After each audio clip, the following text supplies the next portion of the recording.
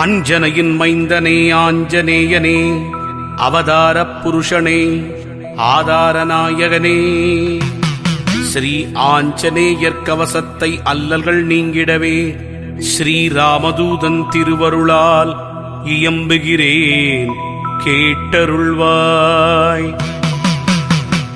செல்வமாருதியே, சீர் சிறப்பு அருளிடுவாய், சிரம் தாழ்த்தி துதித்தேன், சிரஞ்சீவியே அருள்வாய். சிந்தூரநாதனை சிக்கனவே பிடித்திட்டேன், சுந்தர வடிவானவனே ரட்சித்திடுவீரே.